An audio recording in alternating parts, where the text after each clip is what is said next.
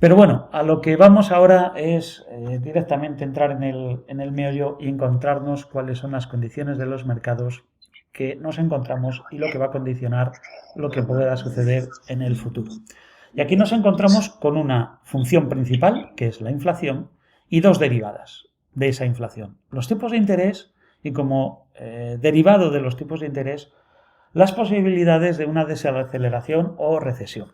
De esto que se ha oído hablar y que está acaparando titulares. Y además se está enfrentando a los dos extremos. Los que el mundo empieza a estar dividido solamente entre los que creen que va a haber una recesión y cada vez que les das argumentos en contra se enrocan más y exageran más las posibilidades de recesión, y aquellos que piensan que no va a haber ningún tipo de recesión y que como mucho una desaceleración y suave, ¿no? Y entonces pues vamos a ver qué hay de cierto en ello. Y lo primero que nos encontramos es lo que pasa con la inflación.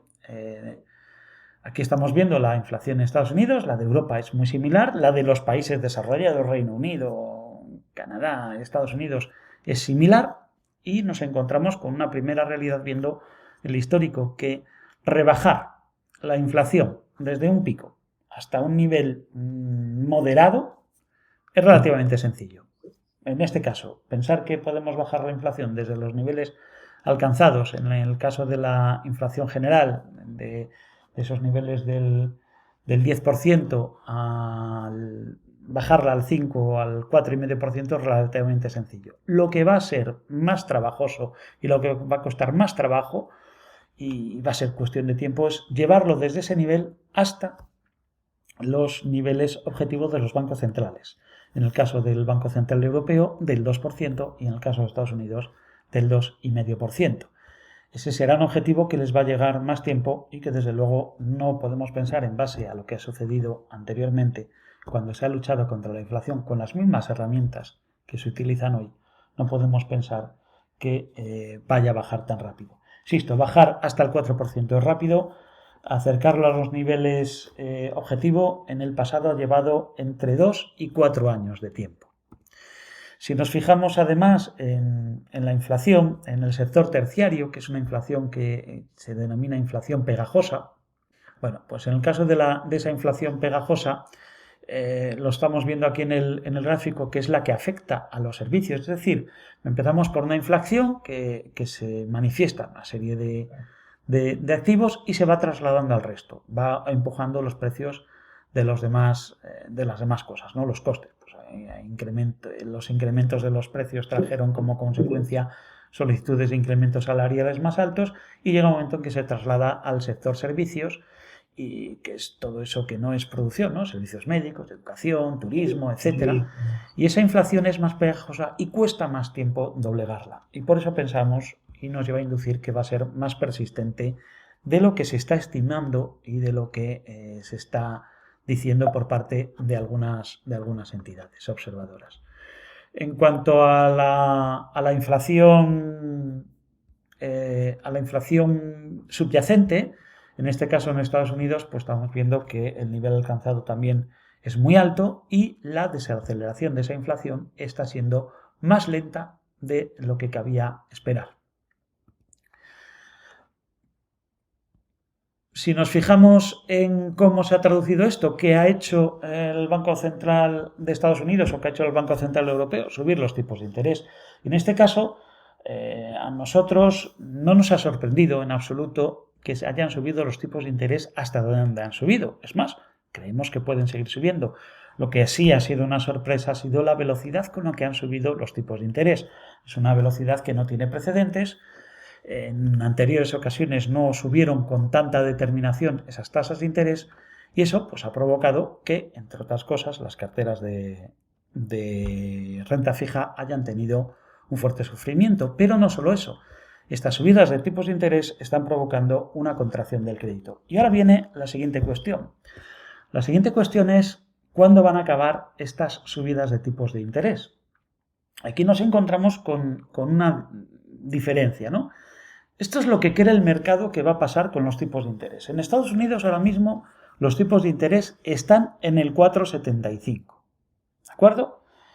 Y esto que estamos viendo, esta gráfica que os estoy mostrando, refleja lo que dicen los futuros que se negocian en el mercado, las tasas que están recogiendo de tipos de interés a distintos plazos. ¿De acuerdo? Los futuros sobre tipos de interés el mercado nos está diciendo que en mayo vamos a ver el pico de los tipos de interés y que inmediatamente van a bajar. Pero es más, nos están diciendo que en mayo no van a subir los tipos de interés, que se van a mantener donde están. Ahora mismo están entre el 4,75 y el 5%, las dos tasas que hay, luego el tipo medio anda por el 4,83 y lo que nos está diciendo es que en la reunión de mayo van a permanecer como están y que en las siguientes, ya a partir de junio, van a empezar a reducirse los tipos de interés y que nos vamos a encontrar pues que ya en enero del próximo año los vamos a tener por debajo del 4%, es decir, para una bajada de un punto porcentual rápidamente. Esto es lo que dicen los mercados. Pero esto se contrapone con esto que os estoy mostrando y unas declaraciones. Las declaraciones del presidente de la Reserva Federal de los Estados Unidos, que es alguien relevante, para mí una fuente a hacerle mucho caso, que ha anunciado con todas las letras y con toda la claridad que en mayo va a subir de nuevo los tipos de interés. Es verdad que su mensaje ha cambiado en los últimos meses. Hace 2 meses decía que subiría los tipos de interés causara el daño que causara, y la última vez que habló, a finales de marzo, dijo que en mayo, al menos en mayo, habría una subida adicional de tipos de interés. Ya no se refirió a nuevas subidas. Pero aquí estamos viendo otra cuestión interesante. Estamos viendo dónde sitúan los miembros de la Fed que votan, es decir, aquellos que deciden cuál va a ser el siguiente paso de los tipos de interés, dónde ven ellos o dónde creen que van a estar los tipos de interés en la reunión de mayo. ¿Dónde está el techo de esos tipos de interés, mejor dicho, ¿no? A lo largo de este año? Y todos los están situando por encima del 5%. Es decir, estamos ante la mayoría por encima del 5% y hay otro grupo que incluso lo sitúa por encima del 5,50. Solamente alguien se atreve a dejarlos en los niveles que habíamos visto antes del 4,78, que son los actuales. Solamente un miembro de los que votan. Y nadie ve un descenso de tipos de interés hasta como pronto el principio del año 2024, la primera reunión del próximo año. Esta es la realidad, los que votan, y por lo tanto pensar que los tipos de interés van a no van a subir más y que van a empezar a caer a partir del verano, pues yo creo que es temerario hacer ese pronóstico. En cuanto a la tasa de inflación y a los tipos de interés, pues también hay que decir una cosa, ¿no? Respecto a la inflación subyacente y los tipos de interés.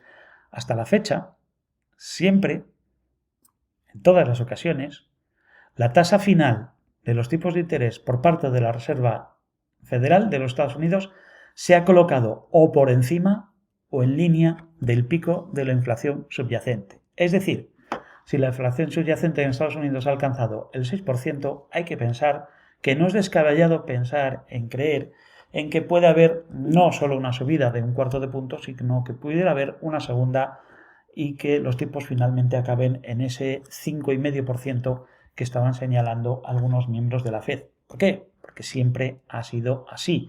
Esto no se ha equivocado nunca. Lo mismo que en Europa.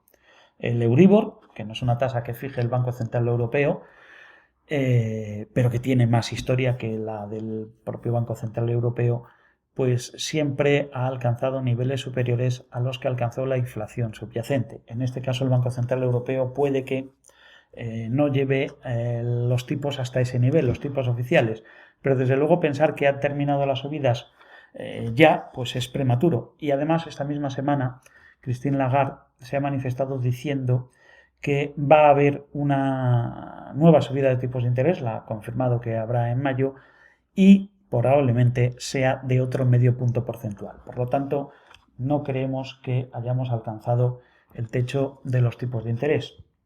Y bueno, en cualquier caso, los pronósticos, aun con los pronósticos más optimistas, pues tenemos que pensar que los tipos de interés van a permanecer altos al menos durante un año. Que los tupas suban no es malo para todo, ¿no? Vamos a ver que para algunas cosas es bueno.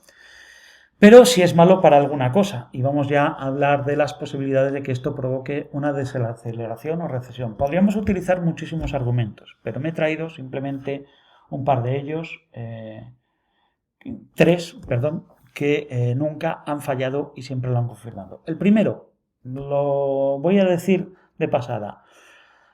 Los bancos centrales nunca son proactivos, nunca actúan antes de que acaben las cosas, siempre actúan después. Son reactivos, actúan en reacción a lo que sucede.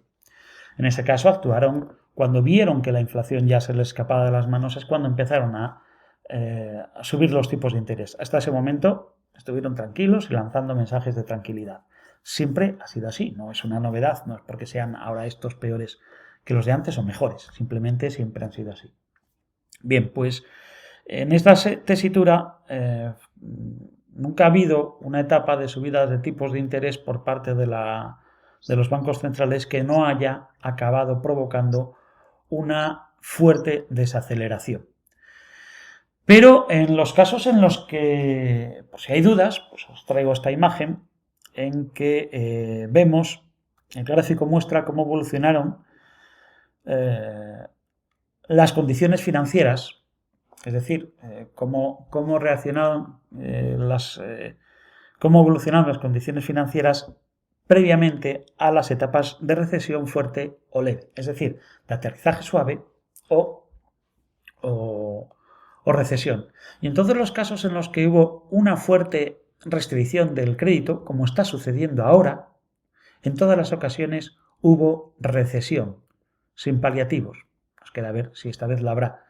Y solamente en aquellos casos en los que había una política monetaria en aquel momento que era restrictiva, o sea, era, digamos, al contrario, que mejoraba las condiciones de financiación, se consiguió un aterrizaje suave en una etapa de desaceleración.